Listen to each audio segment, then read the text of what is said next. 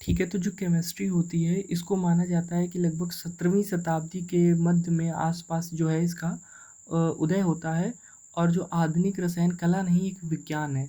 इसमें बेसिकली हम लोग पढ़ते क्या हैं, रसायन जो है एक तरीके का प्रायोगिक विज्ञान है। प्रायोगिक विज्ञान का मतलब आप समझते हैं कि जो प्रैक्टिकल नॉलेज है, जैसे कि इसमें आप जो ज़्यादातर देखेंगे रिएक्शंस होती हैं सबसे ज़्यादा। तो रिएक्शंस को जो है हमें करना पड़ता है, तो इन्हें प्रैक्टिकली लैब जो है वहाँ पर वर्क इनका होता है। तो इस वजह से इसे प्रायोगिक विज्ञान माना जाता है। जैसा कि आप यहाँ पर देख पा रहे हैं कि जो केमिस्ट्री है, जो इसकी मुख्य शाखाएं हैं, मेन मेन इसमें कुछ मुख्य शाखाओं का वर्णन किया गया है, जिसमें से ये दो मुख्य शाखाएं जो अकार्बनिक और कार्बनिक है, जो कि हम 11th और 12th में इसके बारे में ज़्यादातर अकार्बनिक और कार्बनिक यानी इनऑर्गेनिक और ऑर्गेनिक्स केमिस्ट्री के बारे में पढ़ते हैं। इसके अलावा इसमें आप देख पा सकते हैं फिजिकल केमिस्ट्री जो है, बायोकेमिस्ट्री है, इंडस्ट्रियल केमिस्ट्री है, एग्रीकल्चरल केमिस्ट्री है, एनालिटिकल केमिस्ट्री है। इनके बारे में भी हम अभी समझेंगे थोड़ा सा बेसिक कि क्या क्या चीज़ें हैं, और लगभग इनकी कई और शाखाएं भी हो सकती हैं। मुख्य जो हैं ये इनकी शाखाएं हैं। ठीक। अब इसमें सबसे जो मेन है, जो केमिस्ट्री में हम जो पढ़ते हैं, जब इसमें वर्गीकरण किया जाता है तो पदार्थों के वर्गीकरण के बारे में हम समझते हैं।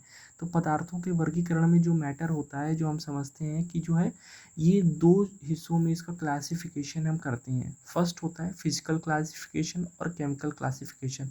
ये हम किस आधार पर करते हैं, इन दोनों की प्रॉपर्टीज़ के आधार पर। यानी जो फिजिकल प्रॉपर्टीज़ और केमिकल प्रॉपर्टीज़ होती हैं ये अलग अलग होती हैं, इनकी प्रॉपर्टीज़ के आधार पर हम ये करते हैं। फिजिकल और केमिकल प्रॉपर्टीज़ क्या क्या होती हैं ये आज जब आप देखेंगे, इससे पहले हम ये समझ लेते हैं मैटर होता क्या है। मैटर बेसिकली क्या होता है, matter is anything that has mass and occupies space. यानी जो भी वॉल्यूम, डेंसिटी हम कह सकते हो, ये सब सारी चीज़ें जिसमें होती हैं ये हमारा क्या होगा, मैटर कहलाएगा। मैटर जो ऑक्यूपाई, जो स्पेस को भी ऑक्यूपाई करेगा।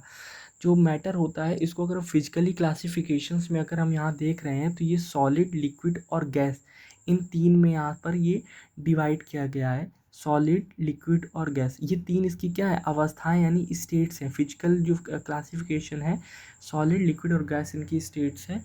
इनके एग्जांपल भी जैसा कि हम मैटर में देख पा रहे हैं, एयर, वाटर और रॉक।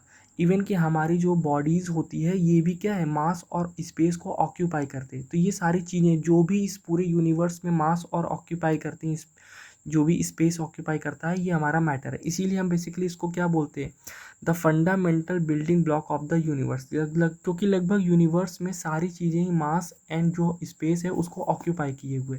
ठीक। अब अगर फिजिकल प्रॉपर्टीज़ की हम बात करते हैं यहाँ पर, तो आप देख पा रहे हैं फिजिकल प्रॉपर्टीज़ में हम समझते हैं जो भी हमारी एयर, वाटर और रॉक, जैसे हमने एग्जांपल लिए हैं और हमने स्टेट्स अभी समझे, सॉलिड, लिक्विड और गैस है।